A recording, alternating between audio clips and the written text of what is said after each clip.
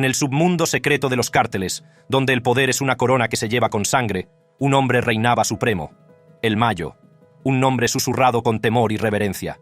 Pero todo imperio, por grande que sea, tiene sus grietas. En las últimas 24 horas de su reinado ocurriría lo impensable.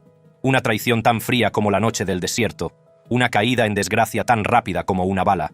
Usted está a punto de presenciar la cuenta atrás para el final de una era, una historia de poder, traición y el precio final de la ambición. La traición definitiva. En el submundo criminal, el Mayo, un conocido líder de un cártel, reinaba con supremacía. Su imperio se basaba en la sangre, las drogas y una lealtad incuestionable. Pero, como dice el refrán, cuanto más alto llegan, más tardan en caer. En un dramático giro de los acontecimientos, el gran El Mayo es estafado y detenido. Su captura comienza con una traición inesperada. El célebre líder del cártel de Sinaloa, Ismael El Mayo Zambada, llevaba mucho tiempo eludiendo a las autoridades. Sin embargo, las tornas cambiaron con la implicación del hijo de El Chapo, Joaquín Guzmán López. Las autoridades estadounidenses, que trataban de ejecutar una operación cuidadosamente planeada para capturar y apresar a las principales figuras del cártel, encontraron un aliado inesperado en la propia sangre de El Chapo. El Mayo ya estaba envuelto en una lucha de poder con los hermanos del Chapo, y estos buscaban todas las vías para sacarle de los puestos de poder que ocupaba. Guzmán López, ya acorralado por las fuerzas del orden, se enfrentaba a una inmensa presión. Los muros se cerraban, dejándole sin otras opciones. Decidió jugar el juego a su favor. Llegó a un acuerdo con los federales. El trato incluía que iba a cumplir y trabajar con los federales de Estados Unidos para ayudar a engañar y capturar al capo del cártel de Sinaloa, El Mayo, y a cambio se le concedería clemencia en su condena. Este acuerdo daría lugar a una de las detenciones más importantes de la historia del cártel. Con ello, conseguía matar 2 pájaros de un tiro. Desbancaba a El Mayo como líder del cártel, dejando espacio para que cualquiera de sus hermanos ocupara el puesto, y además negociaba su reducción de condena. Las autoridades, que ahora tenían un as sobre El Mayo, aprovecharon los conocimientos internos del joven Guzmán e idearon un plan. Este plan consistía en engañar a El Mayo para que subiera a un avión, un plan que requería astucia y una coordinación precisa. En los días anteriores a la captura, El Mayo había estado en movimiento, haciendo tratos y asegurando sus operaciones. Su red era vasta y su influencia llegaba lejos, casi sin límites. Sin embargo, los esfuerzos coordinados de las fuerzas de seguridad fueron tensando poco a poco la cuerda. Se incrementó la vigilancia, se interceptaron sus comunicaciones y la red empezó a cerrarse. La decisión de utilizar a Guzmán López fue un golpe maestro estratégico, aprovechando su posición y sus conocimientos para el golpe definitivo. Guzmán López se puso en contacto con El Mayo, creando una falsa historia de necesidad urgente. Habló de una reunión seria sobre un terreno que habían adquirido en México y que requería la presencia de El Mayo. La urgencia de esta reunión era irresistible para Zambada, que la veía como parte integral de sus operaciones. El punto de encuentro se fijó en una pista de aterrizaje remota, una práctica habitual en la logística de los cárteles. El avión esperaba, y El Mayo, ajeno a la traición, embarcó confiado. Mientras el avión despegaba, la situación empezó a desencadenarse. Guzmán López había asegurado a Zambada que el vuelo era seguro, que se trataba de un movimiento necesario para eludir cualquier supuesta amenaza. Pero en realidad, el avión era una trampa, una maniobra calculada y planeada por las autoridades estadounidenses. En pleno vuelo, el tono de la situación cambió. El piloto, siguiendo estrictas instrucciones, desvió el rumbo del avión hacia Texas. El plan estaba en marcha y El Mayo se dirigía a un destino inesperado. Al aterrizar en Texas, El Mayo y Guzmán López se encontraron rodeados de agentes federales estadounidenses. La comprensión de la traición les golpeó con fuerza. El hijo de su aliado de confianza, El Chapo, le había tendido una trampa. El arresto fue rápido, con agentes moviéndose para asegurar al famoso capo. La operación, preparada durante meses, dio lugar a esta captura de alto riesgo. Las autoridades se habían sacado un as de la manga, haciendo caer a uno de los hombres más buscados del mundo. Con El Mayo bajo custodia, las autoridades inician el proceso de desmantelamiento de su red. Los interrogatorios, la confiscación de bienes y la vigilancia continua tienen como objetivo paralizar las operaciones que tan meticulosamente había construido. El cártel, ahora sin líder, se enfrenta a un futuro incierto. Cuando se difundió la noticia de la detención, las reacciones fueron diversas. En los bajos fondos se consideró una traición de primer orden. Para las fuerzas del orden fue un triunfo, una demostración del poder de las alianzas estratégicas y la planificación meticulosa. La captura de El Mayo fue un hito importante, pero la guerra contra el narcotráfico estaba lejos de terminar. Los siguientes pasos consistieron en procesar al capo capturado, extraer información valiosa y aprovechar su detención para desbaratar aún más las actividades de los cárteles. La detención de El Mayo abrió nuevas vías de investigación, revelando más información sobre el funcionamiento interno del cártel de Sinaloa. Las autoridades contaban ahora con un valioso activo bajo su custodia, y la información potencial recabada podría conducir a más detenciones y al desmantelamiento de redes delictivas. Joaquín Guzmán Jr. no es el primer y único hijo de El Chapo capturado por los federales estadounidenses por delitos relacionados con el narcotráfico. La detención de su hermano menor, Ovidio Guzmán López, también supuso una pérdida para el cártel de Sinaloa. Conocido como El Ratón, la captura de Ovidio se produjo en un momento en el que la cúpula del cártel ya se encontraba bajo una fuerte presión. Ovidio Guzmán, que ya era un objetivo de alto perfil, había sido extraditado a Estados Unidos en algún momento del año pasado. Esta medida se produjo tras una serie de detenciones y liberaciones, cada una de las cuales supuso una mayor presión para el cártel. Las detenciones anteriores de Ovidio siempre habían sido polémicas. En 2019 fue detenido brevemente por las autoridades mexicanas, lo que provocó una violenta reacción de los miembros del cártel que lograron forzar su liberación. Este suceso, conocido como el Culiacanazo, demostró lo fuerte que es la influencia del cártel y su disposición a utilizar la violencia extrema para proteger a sus líderes. Sin embargo, su posterior captura y extradición a EU significó que la época en que los delincuentes escapaban fácilmente de la justicia por sus crímenes pronto sería una historia del pasado. Con Ovidio fuera de juego, la carga sobre El Mayo aumentó. Las operaciones del cártel se volvieron más vulnerables, y los dirigentes tuvieron que navegar por las traicioneras aguas de mantener el control sin figuras clave. La captura de Ovidio no solo trastornó las operaciones inmediatas del cártel, sino que también envió un mensaje claro a sus miembros. Demostró el alcance y la determinación de las fuerzas de seguridad estadounidenses y de sus homólogos mexicanos. A partir de ese momento, los líderes estaban sobre aviso. Nadie era intocable. Mientras el cártel se enfrentaba a estas pérdidas, los efectos se extendieron más allá de sus operaciones inmediatas. Los grupos rivales vieron la oportunidad de desafiar el dominio del cártel de Sinaloa, lo que provocó posibles conflictos y cambios en la dinámica de poder. La capacidad del cártel para proyectar poder e influencia se debilitó considerablemente. Los esfuerzos por desmantelar el cártel continuaron, y las autoridades se centraron en explotar las debilidades expuestas por estas detenciones. La pérdida de liderazgo creó oportunidades para que las fuerzas del orden penetraran más profundamente en las operaciones del cártel. La detención de Ovidio, seguida de cerca por la de El Mayo, sentó las bases para nuevas acciones destinadas a suprimir la influencia del cártel. Las detenciones simultáneas de El Mayo y Joaquín Guzmán López, el 26 de julio de 2004, dieron lugar a importantes éxitos operativos, pero también provocaron tensiones diplomáticas entre Estados Unidos y México. Al parecer, las autoridades mexicanas no fueron informadas de las operaciones que condujeron a la detención de El Mayo hasta que los capos ya se encontraban bajo custodia estadounidense. Esta falta de comunicación provocó fricciones y suscitó dudas sobre la transparencia y la cooperación entre ambos países. El secretismo en torno a las operaciones fue una decisión deliberada de las autoridades estadounidenses. Temían que cualquier filtración de información pudiera comprometer las misiones. Dado el historial de corrupción e infiltración de cárteles en ciertos sectores de las fuerzas de seguridad mexicanas, la decisión de ocultar información se consideró necesaria para garantizar el éxito de las capturas.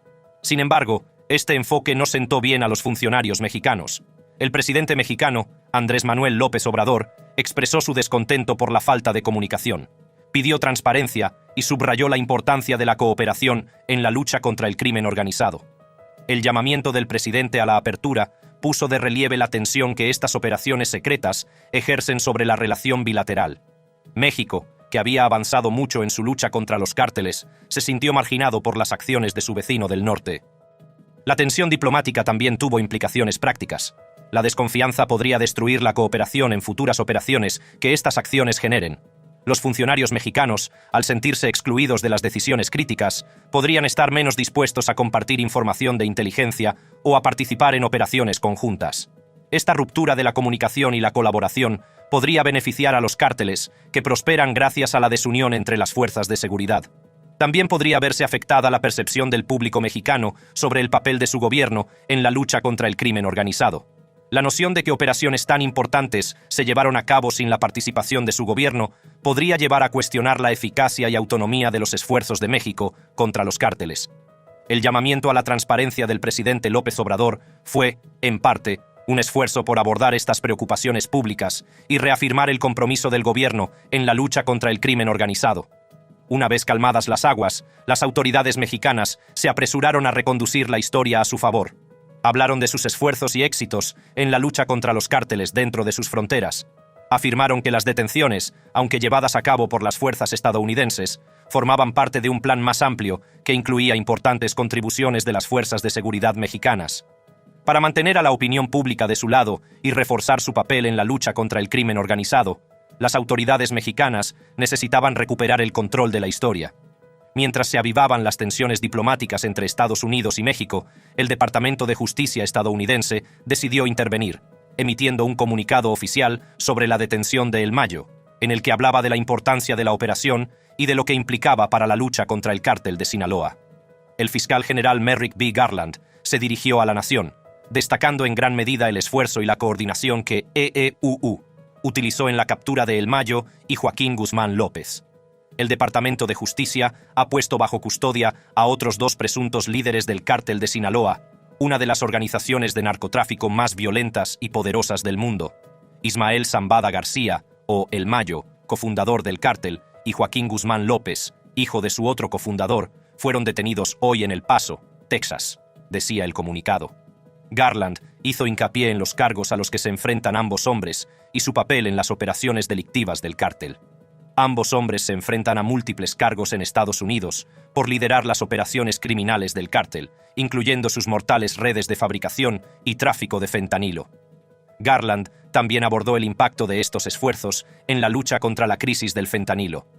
El fentanilo es la amenaza de drogas más mortífera a la que nuestro país se ha enfrentado nunca, y el Departamento de Justicia no descansará hasta que todos y cada uno de los líderes, miembros y asociados del cártel responsables de envenenar a nuestras comunidades rindan cuentas. La declaración del Departamento de Justicia ofrecía una visión general del éxito de la operación y de sus implicaciones.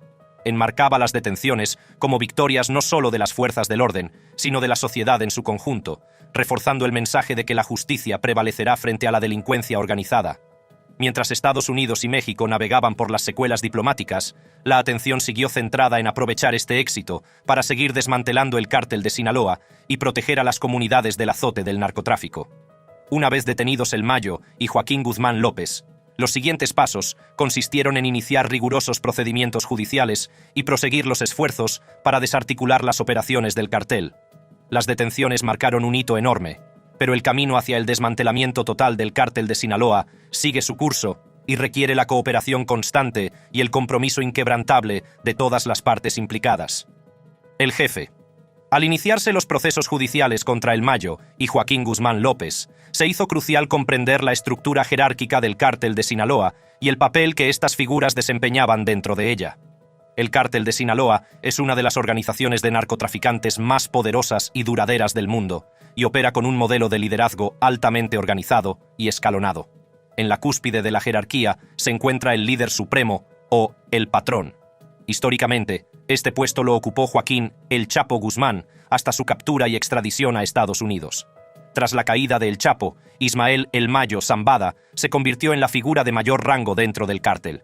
El Mayo, conocido por su mente estratégica y su perfil bajo, cofundó el cártel y desempeñó un papel fundamental en sus operaciones durante décadas. Por debajo del líder supremo, el cártel se divide en varias divisiones clave, cada una responsable de distintos aspectos de las operaciones de la organización. Entre ellos se encuentran la producción de drogas, el contrabando, la distribución, la aplicación de la ley y la gestión financiera. Los jefes de división, a menudo denominados jefes de plaza, supervisan regiones o territorios específicos, garantizando el buen funcionamiento y el control de las actividades del cártel en esas zonas. El siguiente nivel está formado por tenientes y comandantes regionales que dirigen células más pequeñas dentro de sus territorios designados. Estos individuos son cruciales para mantener el orden y la disciplina, así como para coordinar la logística y las medidas de seguridad para proteger los intereses del cártel. Dependen directamente de los jefes de plaza y ejecutan las estrategias de alto nivel ideadas por la cúpula del cártel. Uno de los componentes más importantes de la estructura del cártel es su brazo ejecutor, que incluye sicarios y personal de seguridad. Estos agentes son responsables de llevar a cabo tareas violentas, como asesinatos, secuestros e intimidaciones, para mantener el dominio del cártel y disuadir a las organizaciones rivales o la interferencia de las fuerzas del orden. El sicario jefe, como Néstor Isidro Pérez Salas o el Nini, supervisa estas operaciones y garantiza la lealtad y eficacia de los equipos encargados de hacer cumplir la ley. Además de su capacidad para hacer cumplir la ley, el cártel también cuenta con una amplia red de agentes implicados en la producción y el tráfico de drogas. Esta red incluye químicos que fabrican drogas como el fentanilo y la metanfetamina, expertos en logística que planifican y ejecutan rutas de contrabando, y distribuidores que gestionan la venta y el transporte de estupefacientes a través de las fronteras.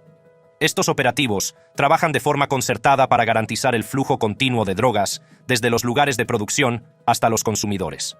La gestión financiera es otro aspecto importante de las operaciones del cártel. El brazo financiero del cártel se encarga de blanquear las enormes sumas de dinero generadas por el tráfico de drogas. Esto implica esquemas detallados para mover y ocultar fondos, a menudo a través de negocios legítimos o transacciones financieras complejas, para evitar ser detectados por las autoridades. Los gestores financieros dependen de los altos mandos del cártel y se aseguran de que los beneficios de la organización estén protegidos y se reinviertan en sus empresas delictivas.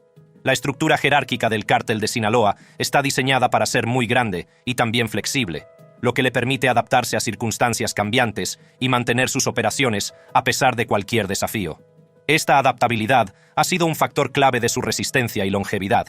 Incluso con las detenciones de líderes de alto perfil como el Chapo y el Mayo, el cártel sigue funcionando, lo que demuestra la eficacia de su modelo organizativo.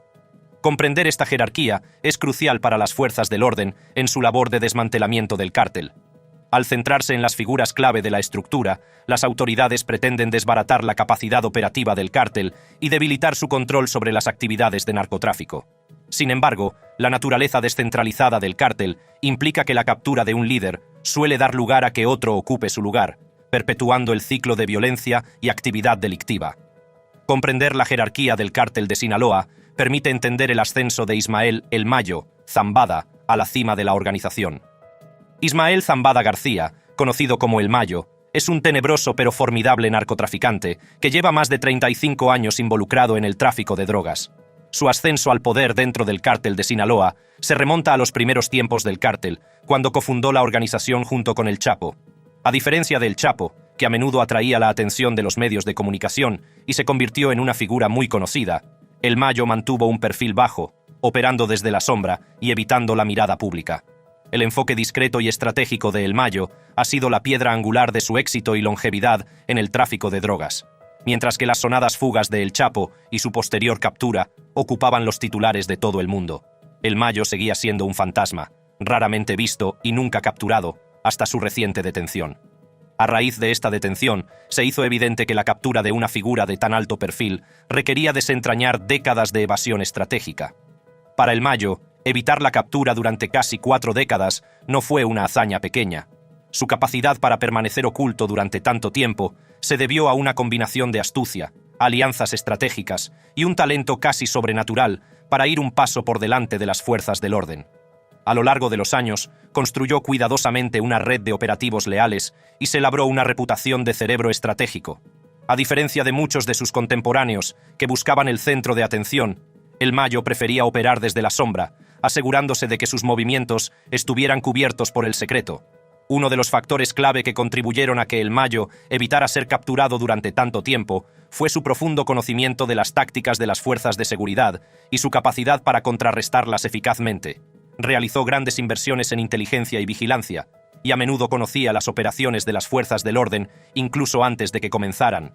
Pudo conseguirlo empleando una red de informadores de confianza dentro de las fuerzas del orden y los organismos gubernamentales. Estos informantes le proporcionaban información esencial sobre las investigaciones en curso y las posibles amenazas, lo que le permitía adelantarse a sus perseguidores. El Mayo también mantuvo una estructura de mando descentralizada dentro del cártel de Sinaloa. Esto significaba que, aunque las autoridades lograran capturar a algunos de sus lugartenientes, el funcionamiento general del cártel no se vería afectado en gran medida. Sus subordinados estaban bien entrenados y eran capaces de continuar las actividades del cártel sin supervisión directa, lo que dificultaba a las fuerzas de seguridad la desarticulación total de la organización. Además, las alianzas estratégicas de El Mayo se extendían más allá de las fronteras de México. Forjó conexiones con diversas organizaciones delictivas internacionales, asegurándose un suministro constante de estupefacientes y una red fiable para su distribución. Estas alianzas le proporcionaron recursos y refugios seguros, lo que le permitió eludir su captura incluso cuando se intensificaron los esfuerzos de las fuerzas de seguridad. Otro aspecto de la estrategia de El Mayo era el uso de escondites rurales y lugares remotos para evitar ser detectado. A menudo se desplazaba entre varias casas seguras en las regiones montañosas de Sinaloa y Durango, zonas de difícil acceso y navegación para las fuerzas de seguridad. Estos escondites estaban fortificados y equipados con avanzadas medidas de seguridad, lo que complicaba aún más cualquier intento de detenerle. A pesar de los numerosos acercamientos y de las intensas persecuciones, El Mayo consiguió escabullirse una y otra vez. Su capacidad para adaptarse a las circunstancias cambiantes, unida a su mentalidad estratégica, le permitieron burlar a las fuerzas del orden durante décadas. Este juego del gato y el ratón continuó hasta su reciente detención, que marca el fin de una era para el escurridizo narcotraficante.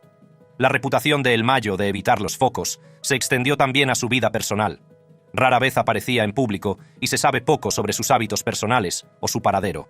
Su estilo de liderazgo contrastaba fuertemente con el comportamiento extravagante y a menudo temerario de otros líderes de cárteles, lo que le convertía en una figura más reservada y temida. El enfoque estratégico empleado por El Mayo se extendió también a las operaciones del cártel. Bajo su liderazgo, el cártel de Sinaloa amplió su influencia y diversificó sus operaciones. El cártel no solo dominaba el tráfico de drogas, sino que también invertía en diversos negocios legales, complicando aún más los esfuerzos de las autoridades por desmantelar sus operaciones. Esta diversificación permitió al cártel blanquear dinero con eficacia y mantener un flujo constante de ingresos, incluso ante la creciente presión de las fuerzas de seguridad. A pesar de su naturaleza escurridiza, El Mayo no era completamente inmune a los riesgos asociados a su posición.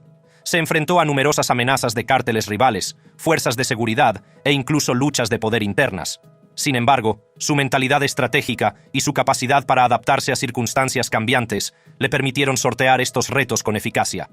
Su estilo de liderazgo, caracterizado por la paciencia y los riesgos calculados, contribuyó a su larga permanencia al frente del cártel de Sinaloa. La detención de El Mayo significa el final de una era para el cártel de Sinaloa. Su captura, tras eludir a las autoridades durante 35 años, es un logro significativo para las fuerzas del orden y un golpe crítico a la estructura de liderazgo del cártel. Sin embargo, también plantea interrogantes sobre el futuro del cártel y sobre quién ocupará el vacío de poder dejado por su marcha. Desde que el Chapo fue detenido, la desunión ha asolado al cártel de Sinaloa, y sus hijos se han alzado para desafiar la declaración de poder incontestable de El Mayo, lo que ha provocado conflictos muy arraigados dentro de la organización. Cuando Joaquín El Chapo Guzmán fue detenido y extraditado a Estados Unidos en 2017, surgió un vacío de poder. Este vacío fue rápidamente ocupado por sus hijos, Iván Archibaldo Guzmán Salazar, Jesús Alfredo Guzmán Salazar y Ovidio Guzmán López, conocidos colectivamente como los Chapitos. Iván, Jesús Alfredo y Ovidio no eran ajenos al mundo de los cárteles. Criados a la sombra del imperio de su padre, fueron preparados desde pequeños para entender los secretos del tráfico de drogas.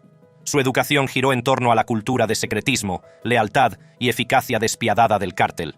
A medida que aumentaban los problemas legales de El Chapo, sus hijos empezaron a asumir papeles más importantes dentro de la organización, preparándose para el día en que tuvieran que ponerse en la piel de su padre. La detención de El Chapo en 2017 planteó a los Chapitos la situación para la que se habían preparado toda su vida. Con su padre entre rejas, se vieron de frente en el punto de mira, con todos sus movimientos juzgados por las fuerzas del orden, los cárteles rivales y los medios de comunicación. Los hermanos no tardaron en ejercer su autoridad, lanzando una serie de audaces y violentos movimientos de poder para consolidar su control sobre el cártel de Sinaloa. Iván Archibaldo, considerado a menudo como el más ambicioso y despiadado del trío, tomó rápidamente las riendas. Conocido por su ostentoso estilo de vida y su afición a las redes sociales, Iván utilizó el legado de su padre para reunir a los leales dentro del cártel. Sus hermanos, Jesús Alfredo y Ovidio, desempeñaron papeles vitales para marcar su presencia. Eran los nuevos líderes, y cualquier desafío a su autoridad sería respondido con una venganza rápida y brutal. Esta campaña de intimidación y derramamiento de sangre ayudó a solidificar su posición dentro del cártel, pero también atrajo la atención de las fuerzas del orden y de las facciones rivales. En 2019, el mundo fue testigo de la audacia y el poder de los Chapitos durante el infame Culiacanazo. El 17 de octubre, las autoridades mexicanas capturaron a Ovidio Guzmán López en Culiacán, la capital de Sinaloa. Lo que siguió fue una impactante demostración de poder e influencia de los cárteles. Los chapitos movilizaron a cientos de pistoleros fuertemente armados que descendieron sobre la ciudad desatando el terror. Bloquearon carreteras, se enzarzaron en tiroteos con las fuerzas de seguridad e incluso tomaron rehenes, entre ellos familiares de militares. El gobierno mexicano, ante la perspectiva de una violencia generalizada y víctimas civiles, tomó la insólita decisión de liberar a Ovidio. Más allá de sus tácticas violentas, los chapitos también trataron de ampliar y diversificar sus operaciones. Además de sus tácticas violentas, los chapitos también invirtieron en modernizar las operaciones del cártel. Adoptaron la tecnología y las redes sociales para comunicarse, reclutar e intimidar. Iván Archibaldo, en particular, se hizo famoso por alardear de su riqueza y poder en plataformas como Instagram, donde publicaba imágenes de coches de lujo, mascotas exóticas y fiestas fastuosas. Esto no solo sirvió para impulsar su imagen, sino que también atrajo a una nueva generación de reclutas deseosos de unirse a las filas del cártel. También invirtieron en nuevas rutas y mercados de la droga, buscando capitalizar la creciente demanda de drogas sintéticas, como el fentanilo y la metanfetamina. Sus conocimientos empresariales y su voluntad de adaptarse a las cambiantes condiciones del mercado contribuyeron a reforzar su posición dentro del cártel y a aumentar sus beneficios. Sin embargo, su ascenso al poder no estuvo exento de dificultades. El Mayo representaba una gran amenaza para su dominio. El Mayo, un narcotraficante experimentado y astuto, tenía sus propios leales dentro del cártel y una amplia red de conexiones. Esta fue la base de una violenta y sangrienta lucha por el poder, en la que ambas facciones se disputaron el control del cártel de Sinaloa. Los enfrentamientos iniciales entre los chapitos y el Mayo estuvieron llenos de una serie de asesinatos selectivos y emboscadas. Los chapitos pretendían debilitar la influencia de El Mayo, eliminando a sus principales lugartenientes.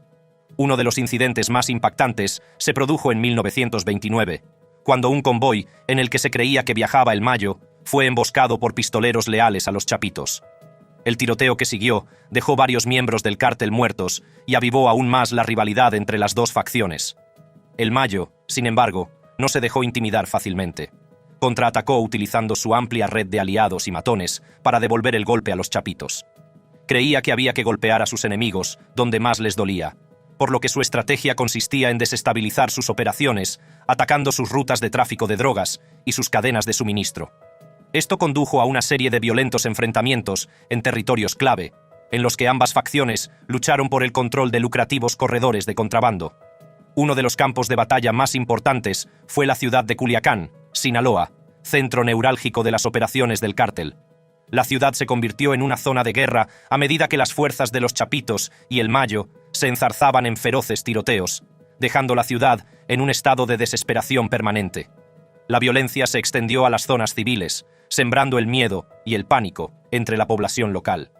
Barrios enteros quedaron atrapados en el fuego cruzado, y transeúntes inocentes fueron a menudo daños colaterales del brutal conflicto. A pesar de la incesante violencia, ambas facciones siguieron acumulando riqueza y poder. Los chapitos, con su enfoque modernizado del narcotráfico, se centraron en ampliar su producción y distribución de drogas sintéticas. El Mayo, por su parte, se apoyó en su extensa red de conexiones y en su habilidad para operar bajo el radar. Mantenía el control sobre territorios clave y rutas de contrabando, asegurando un flujo constante de estupefacientes e ingresos. Su estrategia consistía en sobrevivir a los chapitos utilizando su experiencia y sus arraigadas conexiones dentro del cártel. El conflicto alcanzó un punto de ebullición en el año 21, cuando un convoy de pistoleros fuertemente armados tendió una emboscada a un convoy en el que se creía que viajaba Iván Archibaldo Guzmán Salazar. El ataque dio lugar a un feroz tiroteo que dejó varios miembros del cártel muertos y aumentó aún más la violencia entre las dos facciones. La emboscada fue un claro indicio de que el Mayo no estaba dispuesto a retroceder y estaba dispuesto a llegar hasta las últimas consecuencias para mantener su control sobre el cártel. A medida que la lucha por el poder continuaba, el gobierno mexicano se enfrentaba a una presión cada vez mayor para tomar medidas decisivas contra el cártel. Sin embargo, la arraigada corrupción del gobierno y de las fuerzas del orden obstaculizó sus esfuerzos. Los vastos recursos del cártel y su capacidad para sobornar a los funcionarios garantizaron que se mantuvieran un paso por delante de las autoridades. Por grande que haya sido el cártel, es obvio que corren tiempos difíciles, ya que los cabecillas que han encabezado esta facción durante años se enfrentan por fin a penas por sus delitos, lo que les obliga a corretear como mascotas perdidas. Con la detención de El Mayo, Joaquín Guzmán López y Ovidio Guzmán López, tres de los principales líderes del grupo, es seguro decir que el futuro del cártel de Sinaloa es incierto, con las dos facciones todavía luchando por la supremacía en un juego mortal del gato y el ratón, y no está claro quién saldrá victorioso y tomará las riendas de las operaciones. ¿Te ha gustado este vídeo? Haz clic ahora mismo en cualquiera de las tarjetas de tu pantalla para ver contenidos similares. Muchas gracias.